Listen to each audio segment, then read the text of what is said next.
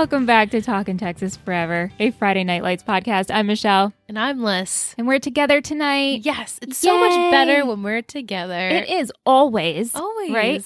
But I have cat hair on my mic and it's tickling my lip. But I'm so happy we got to watch this episode together. This was a lot. It was. We're discussing Season 1, Episode 5, Git'er Done. It's just fun to say. Git'er Done. Original air date October 30th, 2006, written by Patrick Mason and directed by Mark Pisnarski. What? Crossover?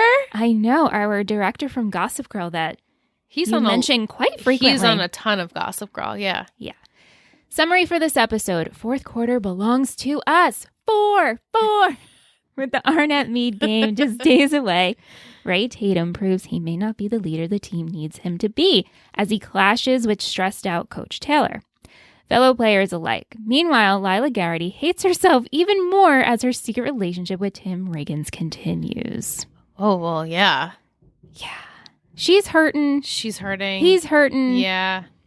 Lots of hurt. You know, all around. I know we'll talk about it, but do you still not like Lyra Garrity? Lila. She's growing on me. Yeah, right. Because I think you're understanding her a little bit more. Definitely. And the Tim and her stuff, I actually 180 from last week. I enjoyed it this week, so I can't wait to talk. Even though it's wrong, right? Even though it's wrong. Yeah, it's really messed up. Yeah, it's so messed up. But that one scene, I'm sure we'll get to it in the beginning when they're sweet and having breakfast. So let's start. So Lila is getting ready to go for a run. This is how our episode opens.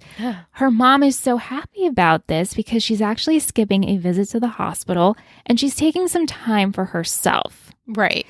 So basically. Yeah, she's going for a run, but she actually jogs right over to Tim's house for breakfast and some more. Yeah. Yeah. Mm-hmm. So let's just continue with Lila and Tim. Lila is continuing to hook up with Tim and be the so-called girlfriend to Jason as well. Ugh. She has a visit with Tammy to talk about her future, and Lila says that she hasn't really thought about it, and she'll probably just go for, pretty much will go in the vicinity that Jason will go to, because he's priority. Wherever he goes, I'll just go to the other school around the area. Yeah. Because it's wherever Jason's going to go. Right. And I'm like, already red flag right there. But this is all she knows. It's all she knows. And she is, I think, 17 years old, 16, 17. She might have just turned 17 because I know she had a birthday in the last couple of episodes. Yeah. But that was always her plan. Right. And Tammy is just really concerned and wants to listen and talk to her. And like, you have straight A's. It's time to start thinking about you. And I love this scene because in the office, Tammy has her folder open, and we have a close-up of Tammy actually close the folder and put it down and just want to have a conversation with her. Let's have a conversation. You have great grades. You can go anywhere you want. Let's focus on what you want and not what's best for Jason. Right. And what do you want to do? And Lila admits... She's never thought about it. Right. Because it's never been in her to think, oh, wait, what could I do? I've been so wrapped up with Jason and his... goals. Right. Even though Jason never really asked her to do that. He didn't. And he never would. No. But he, at one point in his life, could have, it still could very well happen, but he could have gotten a scholarship and gone somewhere huge and became this pro football player. And she was like, I'm along for the ride, whatever it takes for Jason to do that. Right. And now the games have changed a little bit. The tables have turned. And even if the tables didn't turn, she still Tammy should have still had this conversation with her. Like, well, what do you want? Right. Because, Jason's going to go to a great school and he's going to do great things, but what do you want? Right. So I love this. Yeah. So good. Yeah. Tim and Lila, as we say, they're continuing to hook up, but he's actually trying to connect with her, asking her about her schoolwork and how everything's going. And Lila quickly shoots him down. We're not doing this. What do you actually want to talk about? The fact that you're sleeping with your best friend's girlfriend, we're not doing this. Yeah, she's so guilty that she won't even have a conversation with this guy, even though she does like him. I don't know if she likes, doing the deed with him. I'm sure she does. Well, I think that's mostly the whole point is to do the deed. But does she want, she doesn't right now, can't withhold a conversation about anything meaningful or not even meaningful. Just she wants to just do it and leave because it's too painful and she feels too guilty to think about it. And it's funny because Tim, I'm sure, is also very guilty, but he's also like, well, I like this girl. Like, he likes her. He does. He wants to get to know her. Yeah. She's not allowing that. No. But I also find it very sweet. I know. Well, I can't believe it. I actually don't remember how I really felt about them. Yeah. And in this episode, I'm starting to feel for them actually more. And we didn't really get to see how Jason and Lila were as a couple. Yeah. Very brief. And we're continuing it, but it's less. But I don't know. I think there is chemistry between Tim and Lila. There's definitely chemistry that I'm seeing more and more. Well, yeah. And like I said last week, I wish this would have happened a little bit later in the season. That way we could have had a little bit more of like a development for me of who these people are, because I don't know them. Right. I've only known them for 5 weeks. So it was hard for me to get this connection right off the bat when I didn't even see the relationship between Lila and Jason. So I'm liking it much better than I did. So outside of this whole love debacle, the whole town, including the team and the assistant coaches, are waiting to see who coach is going to start on Friday against the Arnett Mead Tigers. As we know, this is the big rival team coming off of last week. Is it going to be Voodoo or is it going to be Saracen? Yeah. So coach ultimately has to make this decision, but it's so tough because when you break it down, he doesn't really like Voodoo and his attitude, and he knows he can deliver. And he actually really likes Saracen and he trusts him and he is good for the team, but he doesn't know if he actually can make this win happen. So this is really tough. Yeah. So after a practice, coach calls Voodoo into his office to have an open conversation, if you will. And Voodoo pretty much says, listen, I'm not here for friends. I'm not here for Texas. I don't like it here. We're an arranged marriage. Yeah. You need to keep your job. You need to keep your money. You know what I can do. Start Saracen if you want. I don't really care. Just let me know. Yeah. Whew. The attitude. Even when Voodoo gets up to leave after this meeting and coach says, you can leave the door open, and he slams the door. Zero shit. No respect. He thinks his shit don't stink. And I give it to someone who is fully confident and has a plan. But be like respectful of your coach. Yeah, and your team that you chose to play on. Right. You decided, okay, I'll come here. And he says, this is only good for me so that the scouts can find me and I'll get a scholarship and go. Right. But like, don't think that I care about you people. Yeah, because and nobody did. No, it's very clear you don't. His attitude says it all. He doesn't even crack one smile at all during the progression of however many episodes we've had him now. He just has a poor attitude. Yeah. And like, I'm trying to understand where he's coming from, losing everything, having to uproot your life, move. But like, yikes. This is not, it's not a good situation for this team. No, because I think you can be really good at something, but if you can't get along with a team or a group of people in a setting where that's essential for you. Mm-hmm. Right. It's a team sport. It's a team sport. You need to be one of the team members, and you don't have to like them, but you have to agree while out on the field.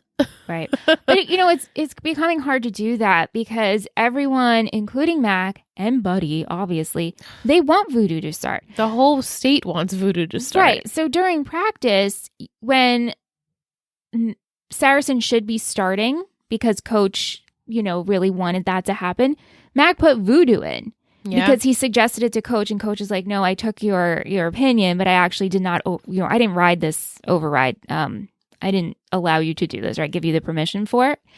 And so then we see Mac photocopying the playbook for Voodoo in coach's office, which is fine. But coach is like, you need to give me a heads up on what you're doing, including taking meetings with Buddy and having conversations like this. It's fishy.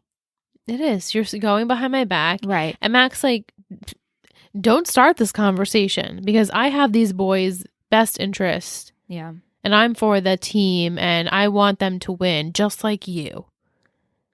But he doesn't respect Coach either. No. Nobody does. Not with Voodoo around. No. So Eric is obsessed and he just keeps watching plays. So we have this scene in his office. His shoes are off, which we commented on the socks, which we loved because I felt that felt really authentic and being in his office at the end of the day. It's cute. People in the Discord chat were saying, oh my God, what if it really smells? I'm sure it stinks. Totally. It probably reeks. Yeah. But Tammy comes in to visit him and ultimately just wants him to come home for dinner because it's been a couple of days. His daughter misses him. She makes a joke like, maybe we should show her a picture of you. He was mad. He's like, don't say shit like that. Tammy's like, you're working too much. Just come home. Yeah. You made your decision because at this point he's making his decision. Well, he knows what his decision should be. And Tammy goes back and forth on who he should start, Voodoo Saracen, the pros and cons. And ultimately she's like, it sounds like you made a decision. Should just come home from dinner. Right. Just come home. Just come home. It's enough for the day. Yeah. So Coach meets with Matt to ultimately have the conversation with him. And here's the exact opposite. Matt sits down and he's like, I'm so honored. I'm ready. I have been more ready than anything in my life. And Coach is like, I'm starting Voodoo. Yeah, like he won't even let Coach get a word in. And he's like, no, I'm ready. Come on, Here Coach. for it. I'm here for it. And Coach is like, I'm sorry. And then he's like, okay, thank you, sir. Like, heartbroken. But he'll get over it. He's there for the team. He is. And he understands. And he even says that. We have a scene earlier in the episode with him and Julie. So there's like a little budding flirtation here going. And she's like, do you think you're going to start? And he's like, I don't know. And he gives this kind of answer as he would to a reporter. And she's like, I'm not ESPN. Yeah, calm down. But it's cute. Like I like these little meetings that they're having. Yeah. So Jason, his spirits are doing much better. Much better. We see him making jokes during physical therapy, and he seems to be in a much better mood. And Herc and him are friendly now. They're bonding. Herc convinces the staff to allow Jason to come to a quad rugby game. I loved this. Yeah, so Jason can see what his future, essentially, maybe, could be. Yeah. And you know Jason, he's like, doing it. Right. Got there. Yeah. Okay, Coach. Right. So Herc explains to him that he has the same injury as Jason, and he jokes that we're lucky that we still have our fingers. Yeah. And he said it took him about 6 months before he could start playing because he was pretty much wallowing in his own self-pity for the past 6 months, which totally inspires Jason. He's like you, I think you said it, he'll get there in 5 months. Yeah. Okay. Now you told me a number. Right. You got better in 6 months. I'll get better in 5. Right. I just know it. That's his personality. Like, yes, Coach. Well, I got now it. He has something to strive for. Right. Yeah. He has a purpose now. Yeah. He's done with the wallowing. I'm here to get better and stronger. Here and we go. I hope he does it. I know he will. He'll do it. So we get to Friday and it's time to take on the Tigers. It's an away game and the whole town is celebrating. It's so fun. Traveling to this game. Lila stops by to visit Jason. And she brings along Coach. And Coach brings along his helmet. And the entire team stops by. And one by one, they come in. It's so sweet. And it's so cute. I loved this whole scene. Yeah. Bald.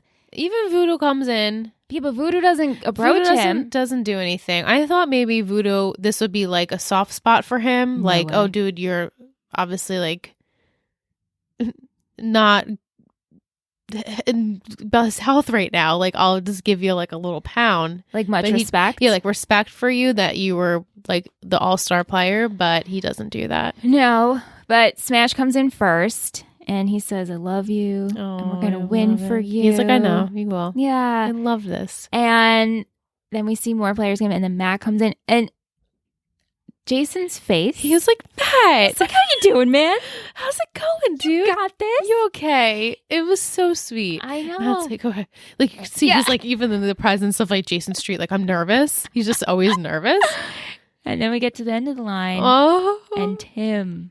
Before he even gets it, he can't even get in the room. He will not even walk in the room. I'm like, I so feel this. I so resonate with this. Like, avoid. Okay, nope, I'm going to throw it in. And he loses it. Yeah. And Jason, it was so beautiful. It's so beautiful because Jason's upset, but also so happy that he's there. But they're both so angry. And he's like, where the hell have you been? Angry, but like, not even at that. I miss you. Yeah. That's what it is. And Tim says, I miss you. Like Jason's like holding it back. He's like trying not to cry. I know. He's like, where you been? And Tim's like, around. And I'm like, he's been fucking your girlfriend. Yeah, because Lila's standing right there. It's so awkward. It's so awkward. But they're holding each other's hands, Oh, which broke me. It is so sweet. Oh, I loved it. And he's like, go. Because Tim couldn't. He can't even hold it anymore. He's just losing his shit. So when we first meet Tim, like episode 1, he's like, we're barely getting anything from him. I mean, he's starting to talk more and more as the show progresses. But we see how sensitive he really of a guy is. He is. Who I had no clue. Yeah. It's nice. It's so nice. It's nice. It adds such depth to his character. Yeah. Because, as we said, he really doesn't speak that much. So I don't get a lot of his character by words. I just see it. Yeah. And I mean, a lot of the episodes are focused around football and Coach and Saracen. And so the little that we do get of Tim, lately they have been these very emotional sides. Yeah, it's nice. Yeah. Okay. So let's get to the game. So the Panthers, they have a rough start, even with Voodoo. They do. And so Smash gives the play. Voodoo doesn't like it. He goes rogue. He gets a touchdown, which is good, but he's not following or listening. And Coach grabs him and is like, you got to listen to my plays. Coach was like laughing and he's like, this motherfucker, like, yay. You're playing but also me. Get over here. Right. How dare you? How dare he's like, you? You little shit. So we have this break in the halftime. It's not during halftime. It's not. It's during the third quarter, which was random. But right. For like the progression, I guess, like to rev it up to the fourth quarter, like to get to 4. Yeah, let's just break it here. Yeah, because Coach at Pep Rally said 4 is ours. That's ours. Well, because it's what matters in the end. Right, of course. But Voodoo just continues being disrespectful throughout this game. So when we have the break in the locker room, it is so heated. It is scary. It is right. I thought punches were going to be thrown. It looked like he was going to punch him. So we're talking about the scene where, I mean, I don't know how you could forget. It's the only heated locker room scene. But Coach gets in Voodoo's face and is like, you're done. You are off the field. And Voodoo is screaming back like, don't you dare. Like, I don't need Texas. I'm out. Yeah. And he throws his helmet. And it's just like, it's so uncomfortable. It's so uncomfortable. I would not even want to be a fly on the wall in that situation. It was really scary. Like, it could have went another way. And it could have ended really badly. Yeah. But Matt is put in. Yeah. It's funny because Coach is like, be prepared, Matt. Yeah. You never know what's going to happen. Then he's like, here you go, Matt. Right. Get in. Right. So when he did tell Matt, I'm putting Voodoo in earlier, he's like, but you got to know the playbook. You best be on your best. Yeah. Because you know it. Just in case. So yeah, Matt is put into the game. And to sum it all up, Matt pulls it off. They win. They win. It was great. Full confidence. Yeah. It was Matt's moment. It was. And the audience was crazy. Yeah. And I was like, there you go, Matt. You did it. Yeah. Now they better not say shit to you. And they better not say shit to Coach. And we had little moments where we saw a budding broship, perhaps, of Matt and Smash. We're getting it more. Yeah. Yeah. In the beginning of the episode, we had a little bit of them flirting with the girls. And then they were sitting on the bus together, which warmed my heart. Like, fist bump. It's really sweet. I said, like, the team, they're respecting Matt for being a team player. Like, he was in it. He learned every single play. He did whatever he could. He practiced his ass off. He listens to Coach, and they're like, oh, respect to you. Like, you're one of us. So I'm sure they were happy to see him become the quarterback that night and then also get them to the win. Did you catch this when Coach and Matt are having like a little meeting before one of the plays? Yeah. He's like, you know the plays? You know the plays. You know what to do. And he's like, we got to give it to Smash because they got to get the 2 points. Right. And then Coach grabs Mac and he's like, oh, let's get a play. So even Coach is including Mac. Yeah. He's like in the conversation. Yeah. Because they're all there for the same purpose. Right. And he's the offensive coordinator. So, but I liked that because it shows like, even though you pissed me off, I'm including you because we are a team. And we're going to win. Right. So how do we get to win? Yeah. Yeah. It was really great. So they do win, like you said. And everybody's super happy and everybody rushes to the field. And Coach, I loved it. He goes to shake the opposing team's coach. Yeah. Like, good game. Yeah. And then he just walks off with Tammy. I loved it. So He's good. like, let's go home. I'm going to literally fucking pass out right now. Here we go. Take me I'm home. going to pass out. So the next day, they're super lovey-dovey in the morning. I loved it. But Julie was like, Mom and Dad, please cool stop. it, but Sweet. we have a happy married couple. Hell happy yeah. they won. The whole town of Dillon is so happy and excited, and Eric's just like getting treated Oh my like God. the celebrity He's the royalty. that he should be. Except there's one tiny problem. Yeah, we knew this was coming. Yeah. So questions are now being asked about Voodoo's eligibility and if this is actually going to check out. And the authorities are going to find anything. They're looking into this case. And if they find anything, It will take their W right out of there. right, last night's victory could be stripped from them. Yeah. And who is standing right there as Coach is meeting these two men is The Buddy. motherfucking Buddy Garrity, the arch nemesis of my life. And Buddy's just like, oh, Coach. Coach, we knew about this. what are we going to do about Coach? this? Shut up. Oh, my God. Coach was like, all right, good night. Because Yeah, I'm about to kill you. Right, because this is all happening in the field house. Coach is about to walk into a room of, I'm assuming, maybe respective reporters and Yeah. boosters, and they're all cheering for him. And then you have these two men standing outside with Buddy, questioning him about voodoo. And Eric slams the door on them and walks into He's a crowd. like, I and can't deal with screams. this now. Like, You figure it out. Buddy, man. Effing Buddy. We knew it was going to happen. We do. We knew. I mean, he had his concerns. He stated them before this happened. And then they were all insistent, no, let's bring voodoo in. Right. Yeah. Mm-mm. Before we wrap up, we got to talk about Tyra. Tyra, I'm loving her. Oh, you are? I am. I'm so excited to hear that because I love her too. I love her. I think I'm the most excited to see how her character actually ends up than anyone else at the moment. Yeah. Okay. Besides Jason, obviously I want him to be better, but Yes. So during one of Tyra's waitressing shifts, she meets a patron named Connor, who is very engaged in conversation with her and seeks her out the next day to see if she would like to join him on one of his jobs. Will you take a ride with me? unprofessional, uncomfortable. I don't like it. A lot of red flags. Lots of red flags. But He is clearly older, and I don't know how much older. Is she underage? It could be a problem.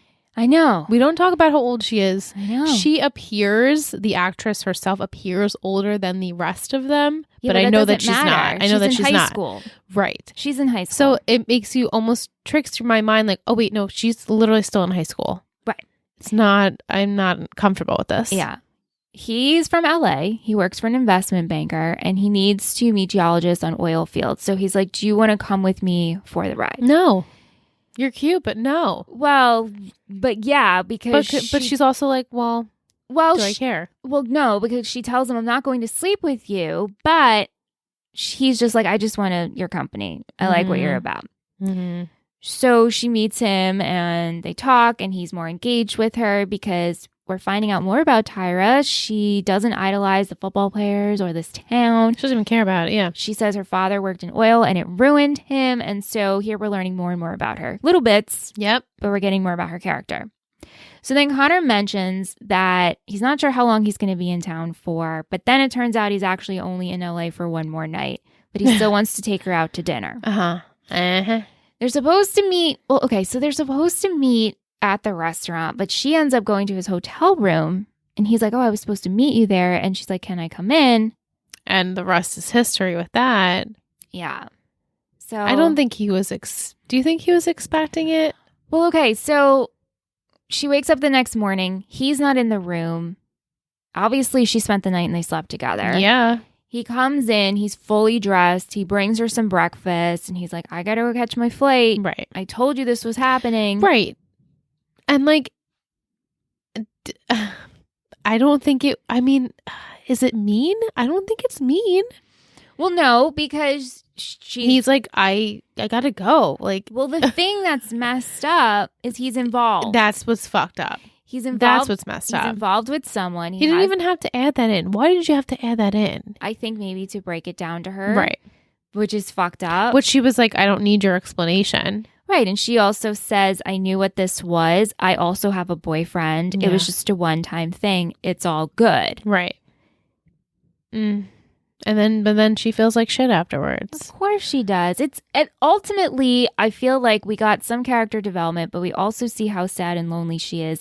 And it's just, it like broke my heart a little bit. It broke my heart too, because she clearly is lacking something in her life where she feels like she needs to replace it with this. And maybe it's love or what have you, but she seems to have a pattern of picking guys that don't give a shit. Right. And perhaps him saying, oh, it actually is only one more night. There are no strings attached. She was I like, am curious yeah. about this. Maybe I could do this. But then you think afterwards, you just feel kind of dirty. Yeah. She's like, well, yeah. And especially now learning too that he is involved with someone. Yeah. Like, oh, now I'm the other woman.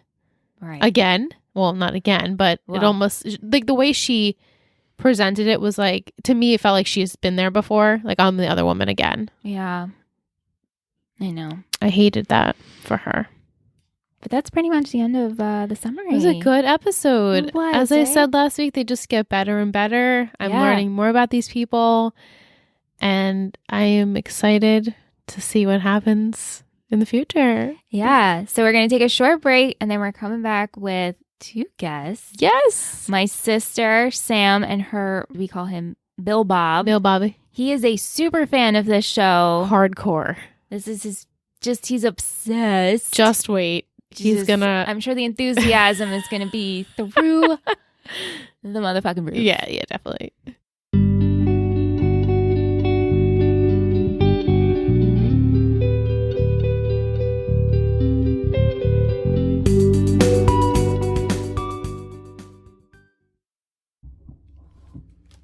Welcome back from break. Alyssa, you're laughing at me because I pressed the wrong button.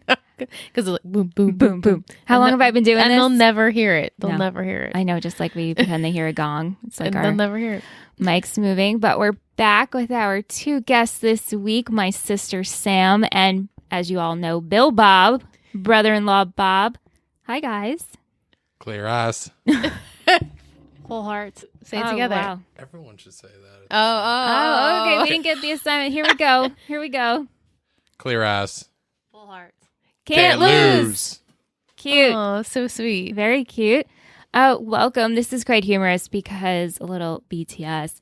We can't find our 4th mic. I know. So Bill, Bob, and Sam are sharing one mic together. So Our Tree Hill Talk mics just...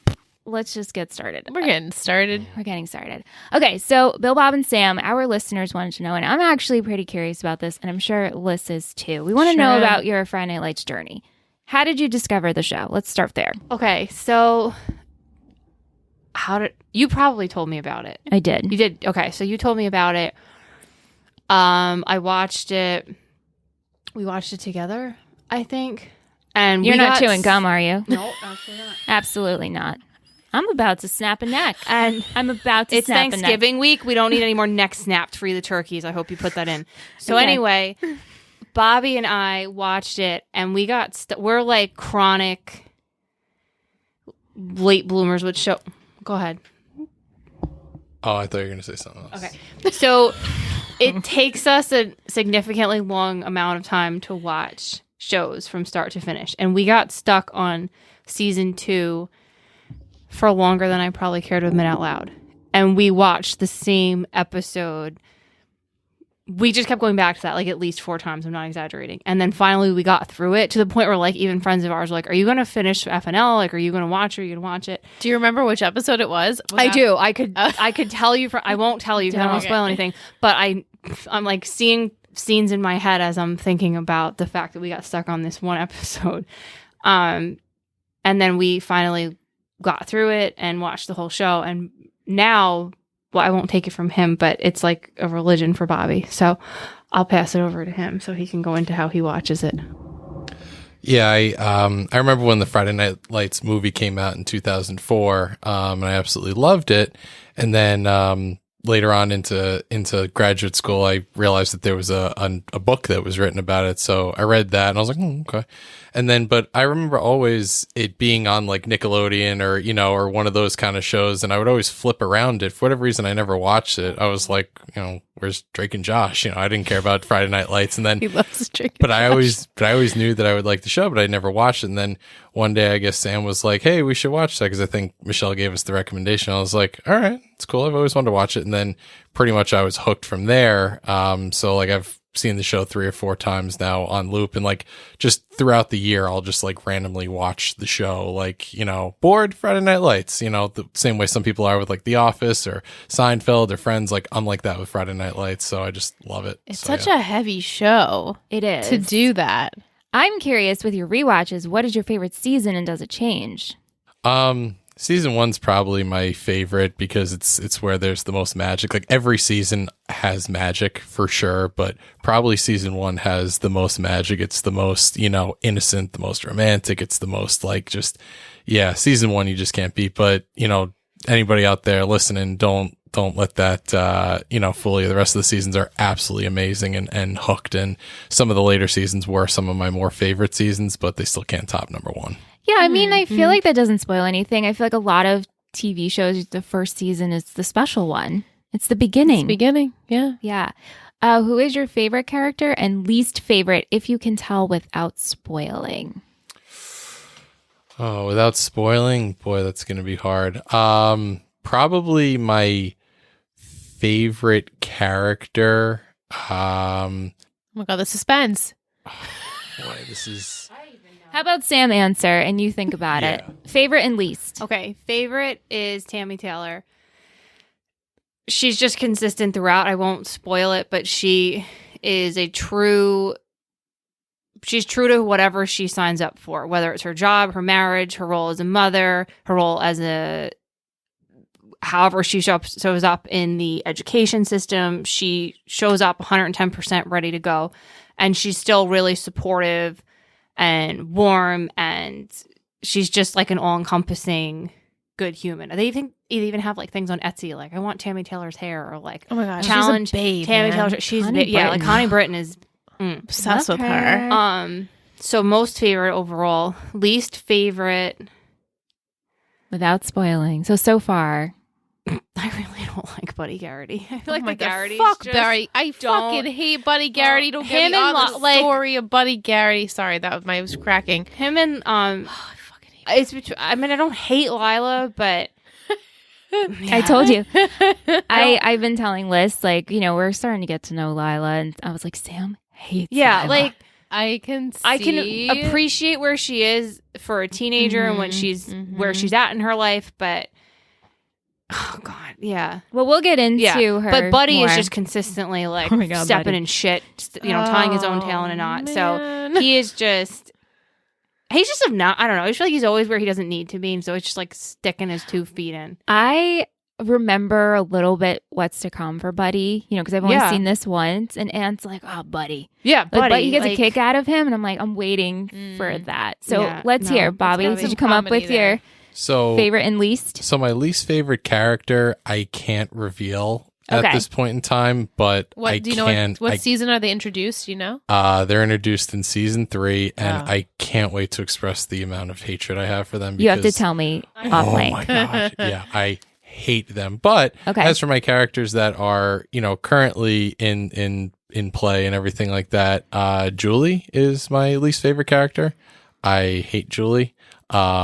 I really, really hate Julie. Okay. Don't say too much more, but okay. And my favorite character is, and this is probably my favorite character throughout the entire series of the show, is Corinna Williams, Smash's mom. She is. Oh my God, she's so good. She is. I only met her one time. She's so good. She is amazing. She is what America needs in mothers right now. Like, she is just the best. She doesn't put up with shit. She's a hardworking single mother. She's a good-natured, good moral, God-fearing woman trying to raise her kids on her own, and she keeps them in line, and you know, she sacrifices everything for them, and just she is just the best. I absolutely love her. I have goosebumps right now. I love her character. That's so sweet. So much. I love her too. I can't wait till we see more of her. Oh, she is the absolute best. And it's even better, like, also knowing that she is from Texas. So knowing that, like, her character is, like, pretty authentic, like, it just makes it even better. It's like, Sundak, she really is sort of like that. Like, not, like, hardcore, but, like, you know, like, there's some of that is real. Like, it's cool. Yeah. So, yeah.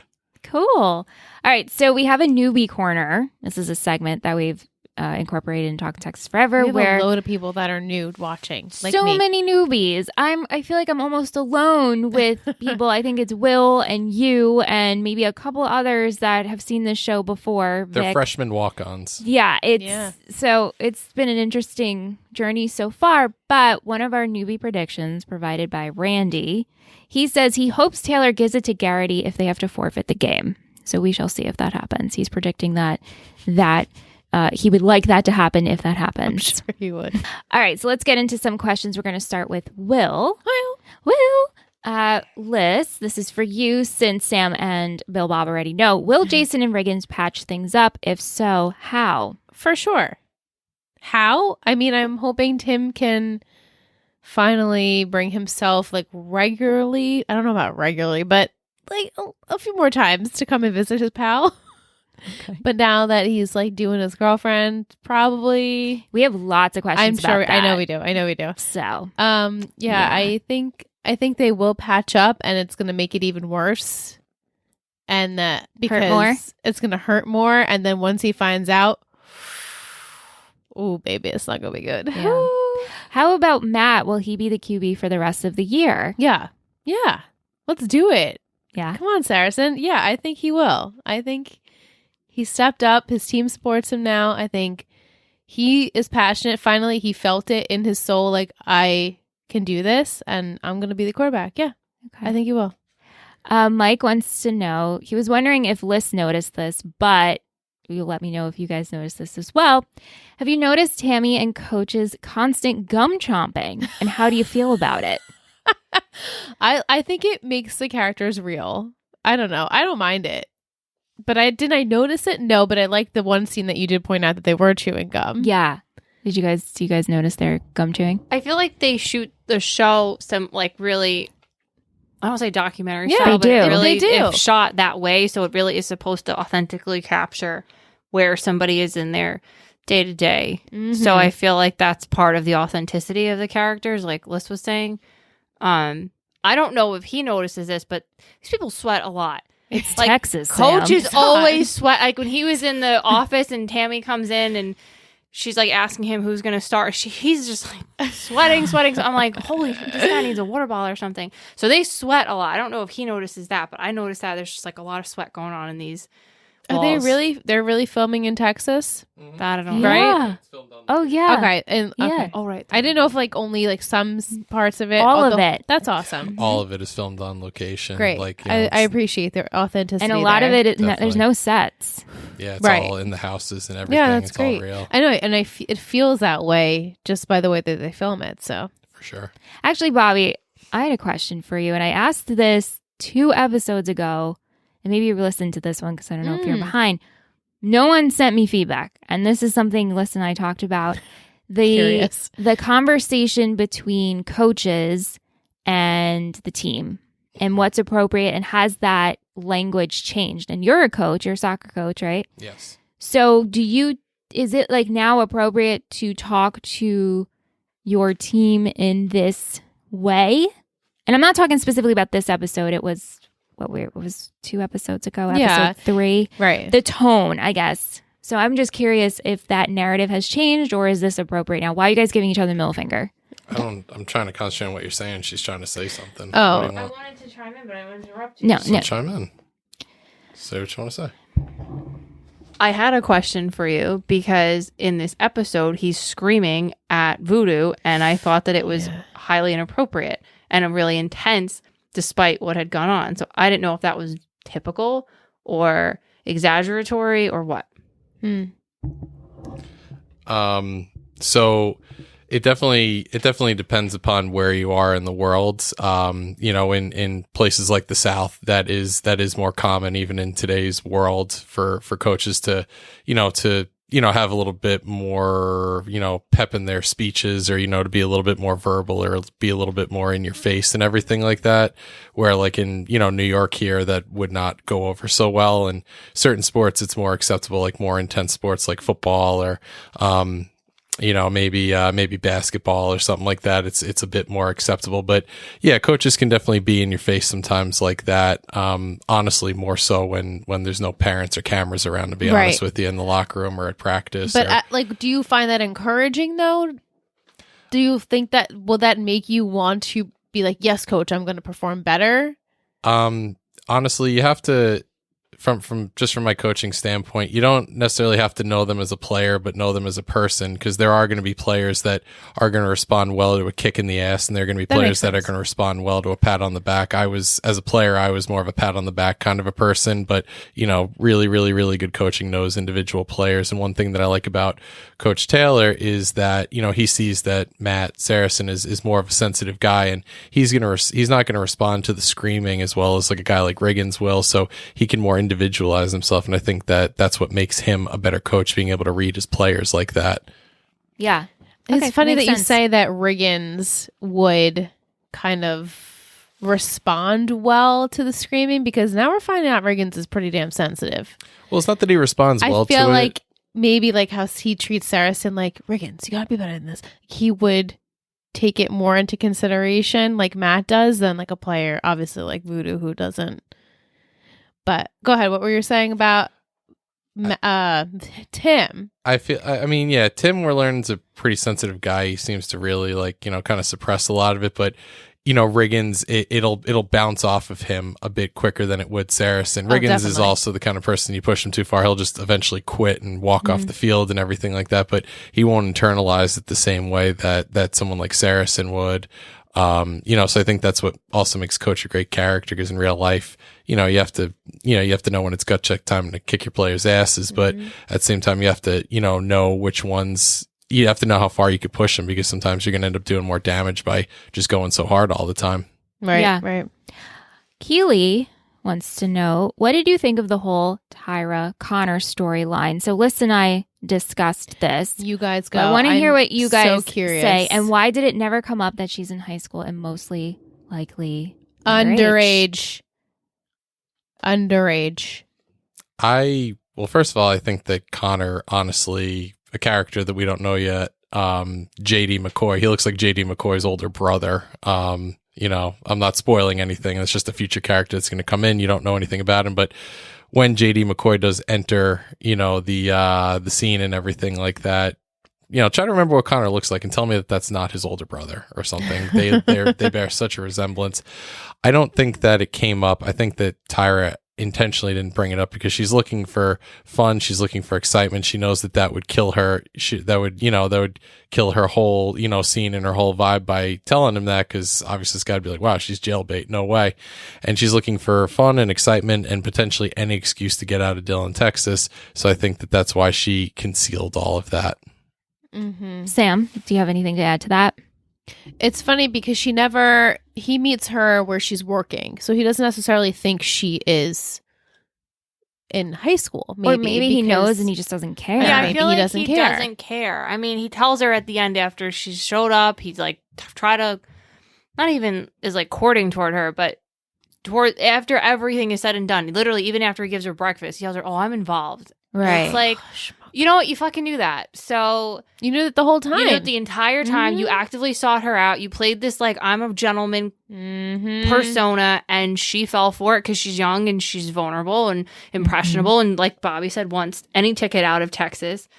And yep, true. Probably saw it as an opportunity, or at least a distraction. Like opportunity at best, distraction at worst. Yeah. Right. And he lives in LA, so I could totally see her like picking up her bag, saying, I'm going to LA, I'm going to make myself influence. Yeah. Right. So that to me, like, I was just frustrated because I'm sure she doesn't see much self-worth in what does it matter how old I am? Like, this guy is showing interest in me. He's new, he's exciting, and I'm curious and I want to see what could become of it. And then when he tells her, like, oh, I'm involved. Oh, so am I. Like, I have a boyfriend. And it's like, neither of you have, good. Well, it's a defense mechanism. Sure, but exactly. Like, she has no good concept of herself. Otherwise, she probably wouldn't have found herself in that situation. But saying, like, oh, yeah, I'm with someone too. It's like, crap, I just totally had the rug ripped out from under me. So now I have to, like, keep up with this guy. Right. So it's sad. Tish says the actor who plays Connor is Patrick J. Adams from Suits. Did any of you ever watch Suits? Suits was great. I watched like 5 seasons of Suits. It was a great show. I don't know why I stopped. Maybe it was awesome. Maybe I'll make that my work you would show. absolutely enjoy. While I work. You would absolutely enjoy. He's great in it. I have a huge crush on the other guy. Why am I blanking? Gabriel Mock. Oh my God, I'm so in love with him. And Meghan Markle. Yeah, of course. So Meghan it was Markle. good. Yeah, it was a really good show. The concept is really creative. So Cool. Based on the bit of Tyra's backstory we got in this episode, how do you feel about her as a character? Liz, you go first, and then we'll go around because I want to hear your thoughts on Tyra. I'm excited for more. Give me more Tyra. I want to learn what makes this girl tick. I'm already starting to see it, but I like her. She's like, fuck this town. Like, I don't need you guys. I said this earlier on an episode or to Liz. I don't know if it was actually on the episode, but I have a thing for the misunderstood blondes. Yeah, she sure does. Marissa Cooper, Peyton Sawyer, Tyra Collette. Okay, so Sam. Yeah, she offers a different perspective because everyone is like, Yay, Texas Dylan, football, Dylan Panthers, like Panther pride. And she's like, yeah, you know what? I'm looking for a different way of life. I'm looking out of this town. So she offers a different perspective, which I think is good for the show because I think it's unrealistic to think that everybody in a small town just unanimously comes together and loves their, like, obviously the majority of them do, but I think she offers a realistic perspective of somebody who didn't come from the best background and wants out of the same cycle that sees herself falling into. So yeah, you'd want to see more of her character and like where she takes that because she's still young enough to like fall into the traps and cycle, but also could take different opportunities and rise to the occasion. Exactly. So. Bill Bob? Yeah, I think honestly Tyra is kind of like, you know, the Grinch of the town. You know, like everyone celebrates Christmas and this and that, and the Grinch is like, I hate Christmas and, you know, whatever. And Tyra is like that with football. Strangely, like I noticed like Julie is also sort of anti-football, anti-whatever, but like she's more sophisticated and intellectual, where Tyra's more like a rough around the edges version. So they're like different versions of each other. Yeah. Good points. Kim says the scene a couple of episodes back when Coach Taylor and Buddy try to convince Voodoo to play for their team, I immediately thought, is that like the recruiting? And I thought recruiting was against the rules in public high school systems. Right. And it is. What do you think will come of this investigation? Will they have to take back their win? And to piggyback off of that, because it kind of ties in. Okay, so will they have to piggyback? What will come of this? And then Jess says, is Voodoo ineligible because of how he was recruited, or because he was not a full-time resident, or is it something completely different? So, Bill Bob, take it away.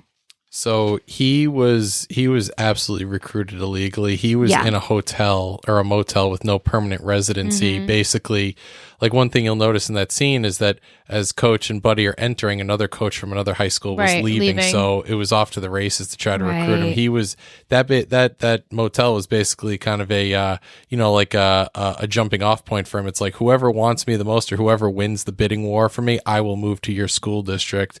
But what made the recruiting illegal was that he didn't go there under his own. He went there under his own volition, but not without being bribed.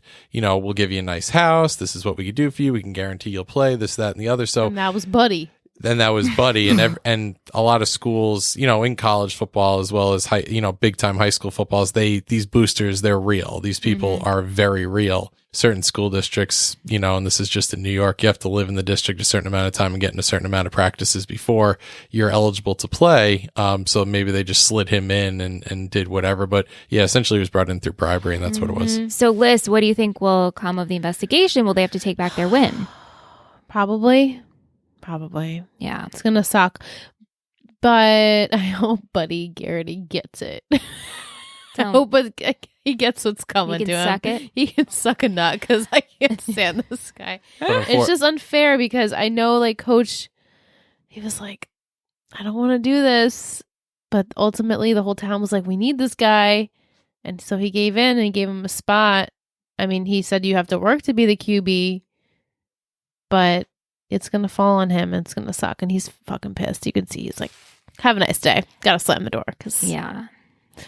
We'll see. Vic says, hey, Sam and Bobby, welcome back. We've needed you. Who do you think out of all the characters so far needs the most therapy? Well, that's so. I feel like everyone needs the most therapy. May seem obvious, but Jason Street. He just had a major life traumatic event happen at a very vulnerable. I'm not the only one who heard that. Okay. Age. And he had a whole like potential football career ahead of him. He was a star. Like he had all of these accolades under his belt, and boom, in drop of a hat, everything is ripped out from under him. Not only that, but not only his life and his identity on the field is taken from him, but his identity outside of that, right? He can't walk. He can barely move his arms, his head. He's in a rehab. I mean, even as an adult, I don't even think people can conceptualize that. So being 17, 16, 17, 18, and having to not only know that the life as I knew it is over, but what is my life going to look like from this point forward? So he really could benefit from, I mean, like you said, they all need therapy. Yeah, but his is like definitely like an urgency. Yeah, he needs like acute therapy, and then like just, that's a huge trauma, life adjustment. He'll need a lot of support. And yeah, I'm going to say Jason because of the severity and the life-changing event that happened to him that will kind of ripple out as his life develops and as the series unfolds. Wonderfully said. Bill Bob? Everything Sam said was absolutely spot on with Jason Street. I would have to agree with everything. Okay. Super well done job saying that. The other person that I would add into, though, I really feel like Lila needs serious therapy, because I feel like Lila really has a very insecure sense of self. She based a lot of her decisions on what Jason was going to do, and her identity was that. But when you look a little bit deeper, she's made to fit in so many little boxes and meet expectations of other people, being this honor student and, daddy's little perfect girl and a cheerleader and the girlfriend of a future, big D1 college quarterback and everything. And I feel like she really has no idea who she is. She has no idea what she wants to do. Whatever Jason wanted to do is what she was going to do. And, not spoiling anything, but keep an eye on Lila with that, because in a lot of her relationships, I'm wondering if anybody else noticed that trend picking up as far as what colleges she picks or how her interests might change and everything else. So I want to, I'm not saying that that's what's going on, but I want everyone to, maybe notice that or keep an eye on it. Right. I like that. It's a great point as well. Yeah. How do you feel about this whole Lila and Tim situation? Vic is not a fan. Hey, Sam, tell us your thoughts on Lila. Yeah, Sam. Obviously, I know you won't spoil anything, but I had a rough time. This is like the first episode where I'm like neutral with her. Neutral? Yeah, like I'm neutral to almost on the edge of liking what I saw. Not like her choices, but like I saw a softer side of her a little bit, like a tiny shred. So what do I think about their relationship or her in it? Let's talk about Lila first. I'm curious. Because you have told me, I just can't stand her. And off mic, before we even turned on, you're like, I hate Lila. Yeah. I want to say hate. I feel for her because, like Bobby said, she has no sense of identity for herself. So she's kind of like this social chameleon. She's arrested to all these pressures that people put on her. So, of course, you're not going to trust yourself to make decisions. So from like that perspective, I can appreciate her as an adolescent with all of this around her. But like personality and her decision making, God, she's frustrating. Like you literally have sex with your boyfriend's best friend, and then you go to his hospital, his rehab, kiss him on the lips. Like I feel like they made a point to that. It wasn't like, I'm going to try to hug him or kiss him on the cheek. I love you. Like, I love you. I love you. I love you. Yeah. Like you are so guilty. You are just overcompensating for how guilty you are. So I don't want to speak too far into her character. It will make like things make sense, but it doesn't mean like it explains it. It doesn't excuse it. So right now, do you like Lila and Tim? Do you feel the chemistry? No, like, yeah, of course. Everyone's like, they're so hot. Like Bobby's like, they're such a hot couple. They are. Lila is. I mean, Minka Kelly is gorgeous. She's great. And I know I'm probably going to like lose. I mean, I don't have listeners. It's not my show. Taylor Kitsch's not your thing. Yeah, like I don't get the whole like hot for Riggins thing. I don't know. I'm like a Saracen guy. You would be. I know. Saracen girl. Girl, sorry. Yeah, I mean, it doesn't matter. I don't know. I'm like not into that jive. Even like friends that we've had conversations with about Riggins, like everybody loves Riggins, and I'm like, meh. you don't like Riggins, but you're into Saracen. Like I could like him more. What about Jason? Yeah. Like he's cute too. Maybe it's the long hair. I don't know. It's not like I can appreciate Riggins. Yeah, I hear you. I'm just messing with you. But the two of them together, like they're just codependent and not even codependent. They're just messy. I think they don't know what they want from their lives. And this is just like a place to just express all their underlying anger and frustration and just intense sexual. I mean, they're 17. They're highly sexually charged. Lots of hormones. Right. And, lots of hormones. And your boyfriend is unfortunately now not recovering. You don't know what that's going to mean for him. Right. But they're very, very frustrating. But she can see that because he'll be like, oh, how was your math class or whatever? And she's like, oh, don't act like this is more than what, like, so she's already assigned herself, unfortunately, the role of like, you're not going to give me more attention than this sexual chemistry that we have between us. But also, I don't even know if she's allowing herself to be open and vulnerable to more than that with Riggins, because I think she just sees him as a sexual side thing. I don't know. Do you have anything to add to that, Bill Bob, about Lila and have a different Tim? Perspective. Do you have a passion like Samantha about Lila? I don't hate her with a passion. I definitely don't. I definitely dislike her very strongly, but I don't feel. I honestly kind of feel sorry for her because she really doesn't even know who she is. Yeah. One thing that I noticed or that I found interesting was that so at the beginning of this episode, you see Lila. She's going out for a run. She's starting to do things, and get back on track and everything. And you're like, "Go, Lila! Good for you." Where does she run to? Right over to It's her self-care. She runs right over to Reagan's honky tonk house of hanky panky, and like, so I'm just so like Lila, it's like, all right, Lila, here we go. Oh, what do you do? No. So, so like I have to wonder. It's like, Lila, I mean, like, what are you getting out of this? Like, clearly, and like, Tim's taking it more serious than her. Asking her like, how was your algebra exam or whatever, and she like snaps on him.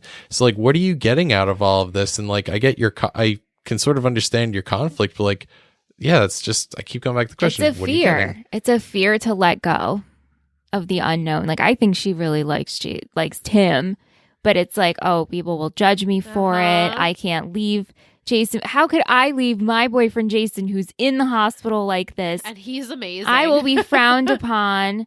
It'll just look bad. But do you think if Tim would have gone to see Jason in the beginning, nothing would have happened between him and Lila since she wouldn't have confronted him?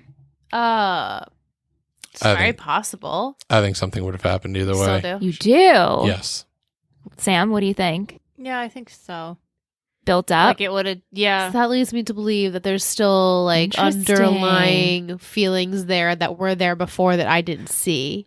Yeah, like I wondered that too, because obviously we're seeing it from where we start the show, but what was going on and I keep making this point as I don't know these people, and this is the 5th episode in, and I kind of wish that I would have seen this like maybe a little bit down the line, so I could have gotten an idea of like who all these people were and their relationships first. Right.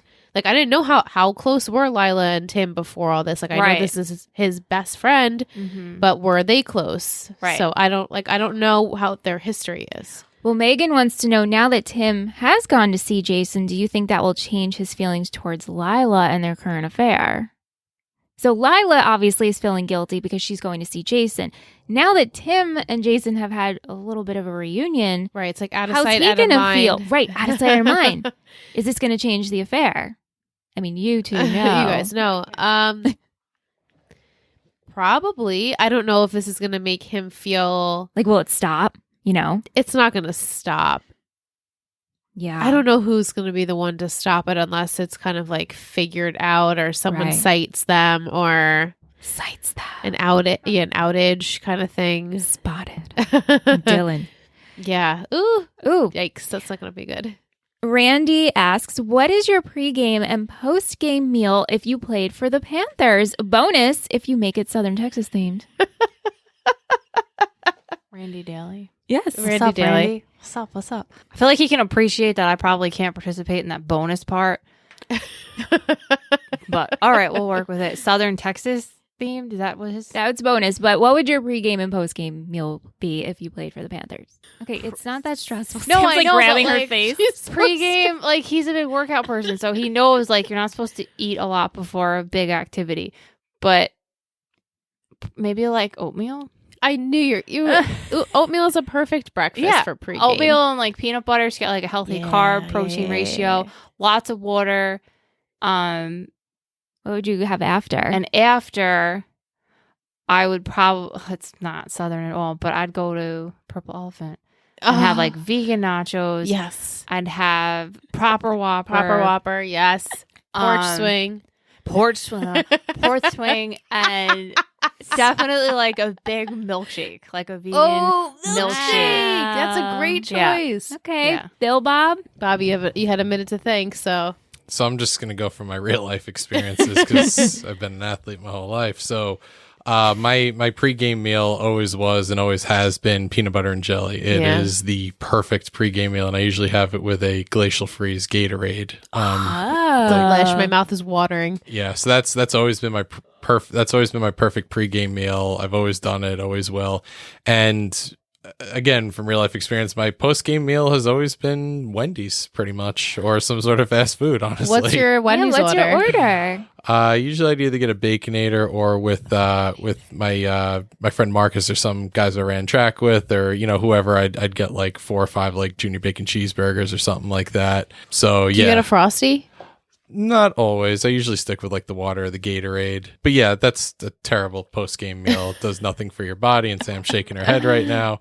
But if you win, it's a celebration, right? Right. Win or lose, I'm getting it. It doesn't really matter. It's a celebration for your belly. I love it. Absolutely. Yeah. But if I were to go, Texas themed and everything like that, my pregame meal would probably be a steak, just because that's hey. And then I think my post-game meal, if I had to do anything, it would probably be like a triple Bronco burger with Lone Star beer or something like that. Nice. Love it. Liz, what would your pregame and postgame? Pregame, I have to say, I'm not a huge fan of oatmeal, but I feel like I would like to have that because it's really filling, and maybe put some chia in there and like really expand that belly so you're real full. And then post, I mean, yeah, I would love to eat like chicken sandwich with a milkshake. That would be awesome. Yeah. Or pasta. This is such I would never eat but I would never eat that now, but I would like projecting like I would love to eat that. Yeah. I have actually no fucking clue what I would eat, because I'm assuming I'd have to eat something filling, right? Maybe before a banana with peanut butter. I don't do peanut butter, so maybe almond butter. Almond butter. Maybe a banana and almond butter, even though I actually haven't had a banana since I had COVID. And I lost my taste, and then I tried to eat a banana when I had no taste, and the texture totally turned me off. And Sam knows it. Sam and I got Sister COVID COVID together, and we are both vaxxed, so it was one of those cases. But Sam and I both got it at the same time, lost our taste at the same time, got our taste back. Freaky thing. But anyway, have you had a banana since? Because I haven't. I had a banana tonight for dinner with my oatmeal.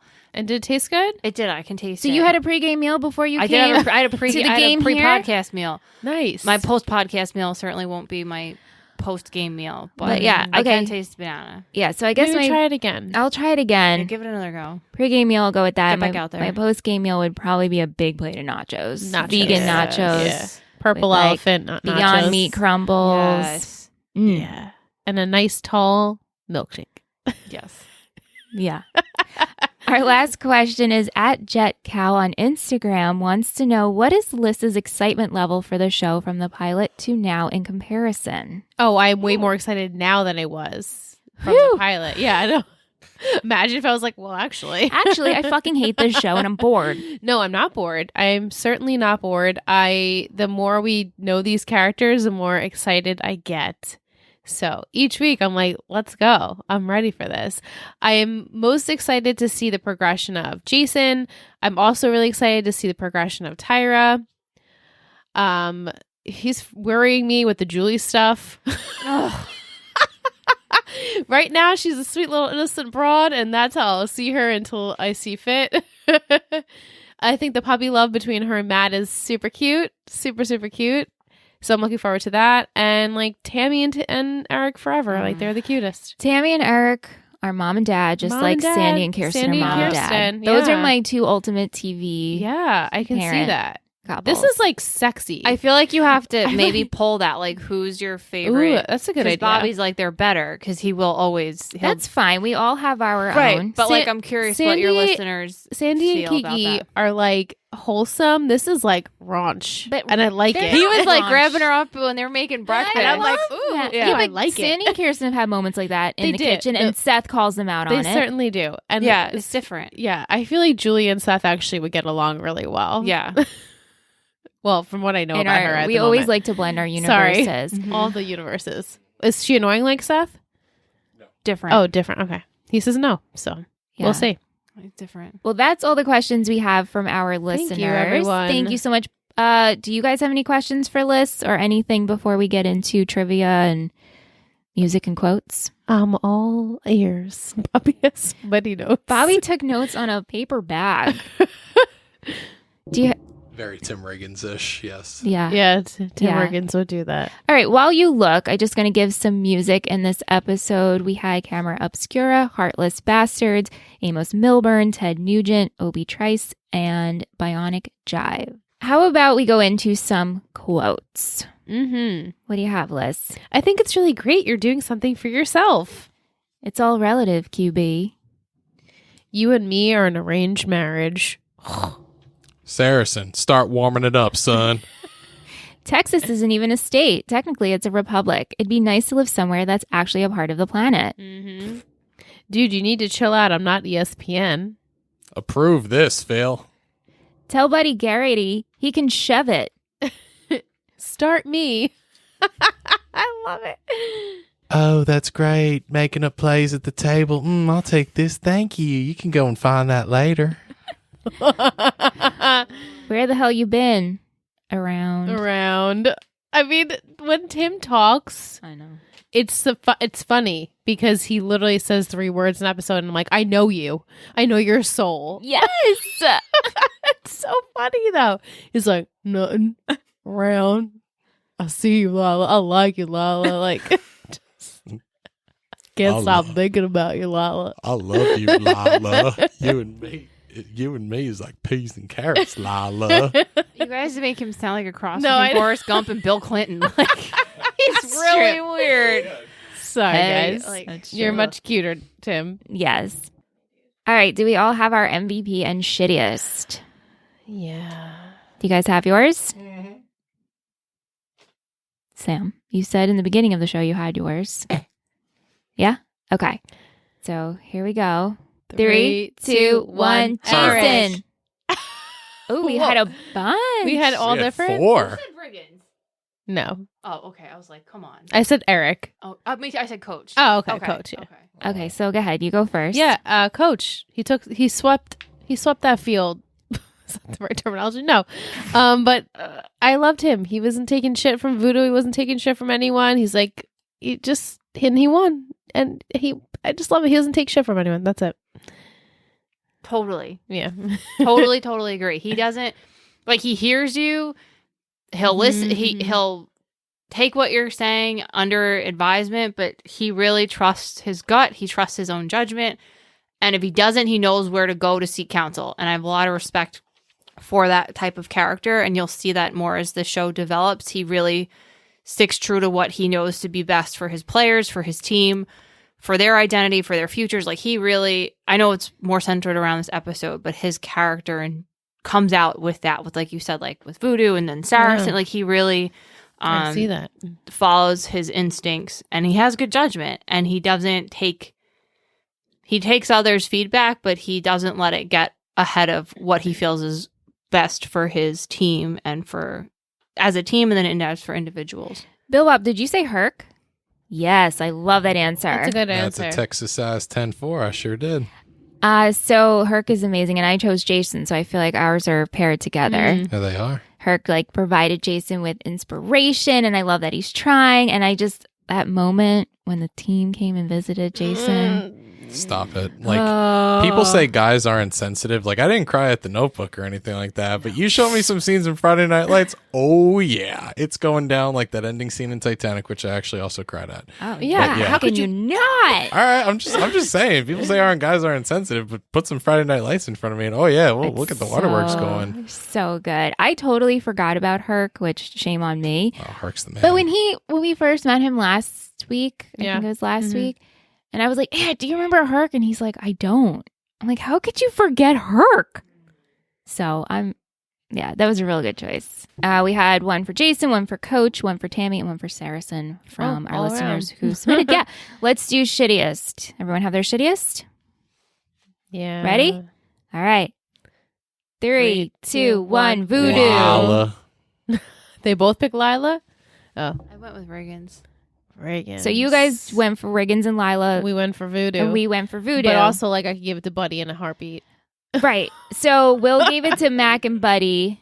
And then we had Vic and Jess gave it to Voodoo, along with we gave it to Voodoo. He's just so disrespectful. It's so disrespectful. I'm trying to be sympathetic and understand where he's coming from, but, like, respect your elders. That's all. And you guys gave it to Riggins and Lila for the obvious reasons. Yeah, I feel like I gave it to Riggins. It was a toss-up between the two of them, but we were talking about this before we got here about like loyalty and alignment with your friends versus your partner. And granted, they're in high school. It's obviously much different, but I just feel like I hate to use the word should, but you want to have that loyalty to a friend. You want that for your significant other, but I felt like Riggins, that wasn't there for him with Jason. With or without his injury, like, you would have hoped that he wouldn't have betrayed his friend like that. Yeah. Right. So, yeah, gotta give it to Riggins. Yeah, it's shitty.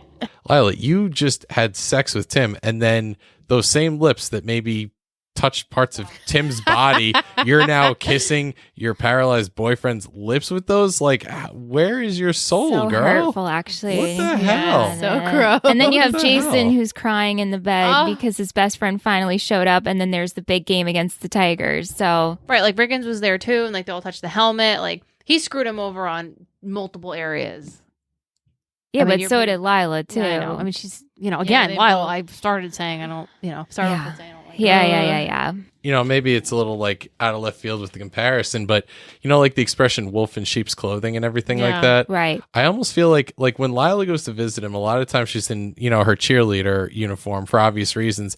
And I think it's also symbolic of the fact that she's cheering for him. She's rallying for him. She's there to support him. So like her being a cheerleader isn't just like for football. It's like Jason's personal cheerleader, his source of his support and morale. You're really doing all this shady stuff behind his back. So you're kind of like a wolf in sheep's clothing with a cheerleader uniform. Right.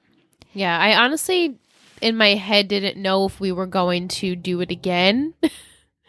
In the episode, I thought like maybe they were gonna sleep together, and then she was gonna be like, I regret this instantly. You need to get out. I can't speak with you. I can't see you. Don't talk to me. But no, they just kept hooking This up. is an affair. It's We're it's having not like we're a having one. an It's affair. an affair. It's Yeah. not good. Yeah. It's not good. Yeah, it sucks, man. Good discussions. Bad segue, and I don't have a good one, but let's go into a booster of the week. Yeah, let's do. Who are we supported by this week, Liz?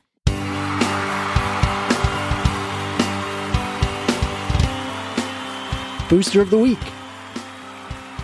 You're a total booster. This week we're supported by Jillian. Jillian. Our girl. We love you. It's so nice. We got to see her in our Zoom chat this last week. Our couple group weeks ago. hang. Yeah. So it was so nice to see you, and we love you and the support. And I just felt like I haven't given it to you in a while, and we missed you. And I was happy to see your lovely, adorable face in our group hang. So thank you for being with us for as long as you have. We really appreciate and love you very much. Thanks, Jalance. Lots of love to you. All right, Liz, I'm going to give you a look into next week's playbook. The title for Season 1, Episode 6, El Accidente. Oh, okay. All right. Who knows if I'm spelling that right? Okay. It's just accident with an E. Accidente with an E. Okay. The 4 words for you to hopefully get you to that winning touchdown. Four. That's right. Fourth quarter is what matters. Arrest, witness, morals, and lie. So while you think about what's going to happen, Jess sent her predictions. She says they're going to find Voodoo ineligible for some reason, maybe because he is still Louisiana resident, and the game will be considered a loss. Lila and Tim will continue sneaking around, but one of them may tell Jason by the end of the episode. I feel like they are both feeling really guilty after tonight's rehab scene where the team all showed up.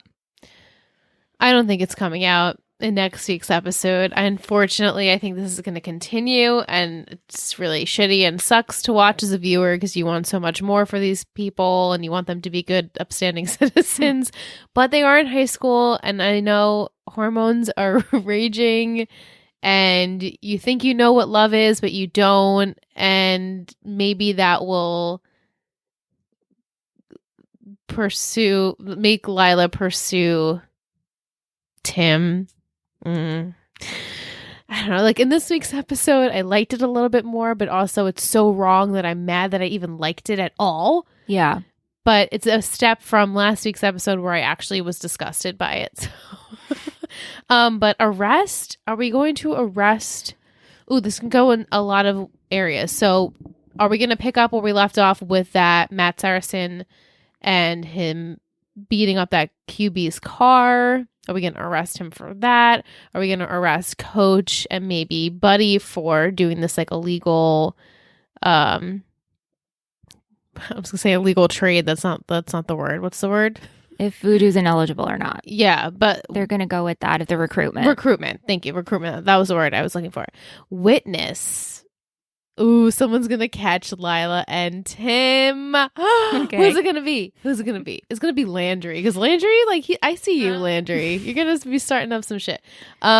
Morals and lies, I honestly think are both for Tim and Lila. But maybe also Coach feeling the morals of, did I do the right thing by the Voodoo situation? Are they going to lie about something? Ooh, I don't know. Go for anyone. Yeah, morals and lies I think are Tim and Lila. Okay, and that is it. We'll see how you do. I know how you'll do, but I'm not going to give too much away. Good job overall though, Liz. Thank you. All right, you know what time it is. It's that time to take out your phone. You're probably listening to us on Apple Podcasts. If you are, and if you haven't done so already, if you could please consider rating us 5 stars and leaving us a review. It would mean so much to us. It helps us grow the show, especially now because we are in the baby stages. We are so brand new and we want to be discovered, reach those charts, get to new listeners. And if you're listening on Spotify, make sure you're following over there. But we do have a new Apple Podcast review. We sure do. Liz, who's it from? 5 stars, off to a great start from Hybrid Scott. Once again, Total Betty crushes it. Liz and Michelle do a great job, and I am so excited to listen each week. Thank you so much. Thank you, Hybrid Scott. Yeah, Hybrid Scott. Thank you. That's so sweet. Thank you so much. It just reminds me of Connor saying in this episode, I actually hate oil. I drive a hybrid. Yeah, right? All right, so before we wrap up, we have Will's Football Poetry Corner, as we renamed it. Love it. The Flat. The Flat, okay. Yeah, this is his term. Flat is the area on the edges of both sides of the offensive line. Whatever, struggling here. When a back or a receiver is open in the flat, they only run a few yards horizontal before receiving the ball. The Panthers came out a bit flat versus Arnett Meade under Voodoo Tatum, but Saracen and Smash brought them back for a huge comeback win. Yes. Smash is fast. Yeah, he is. He is quick. Yes. And Love it. And Saracen did so well. We were cheering for him. He really did. I'm so proud of that boy. And his grandma was so cute in the stands. She loves that boy. We were saying how, we didn't get really interactions with Grandma or Landry, but we saw them. They were there. They were present. It was like, no, they're still on the show. They're still on the show. Main characters-ish, I guess. But that's all we have for this week's episode of Git'er Done. Thank you, Sam and Bill Bob. Do you have any final remarks? All right. I'll just say when I first started watching the show, and got stuck on the episode that we did, I was into it, but not like fully committed. And so many of my friends would be like, it's not necessarily a show about football, but the stories and the lives and the relationships around it and within it. So keep it on for that and keep going for that. So if anybody's, it sounds like you've pretty engaged and interested listeners, but if anybody is on the fence or ambivalent about it, or even just curious about it, like there's so much that goes on, yes, on the field, but also off the field. So that is worth watching and exploring and being excited about, because there's so much good content that comes out of the relationships, the storylines, the developments. So I hope you guys all enjoy it as you watch it as first timers. Yes, thank you. Thanks, Sam.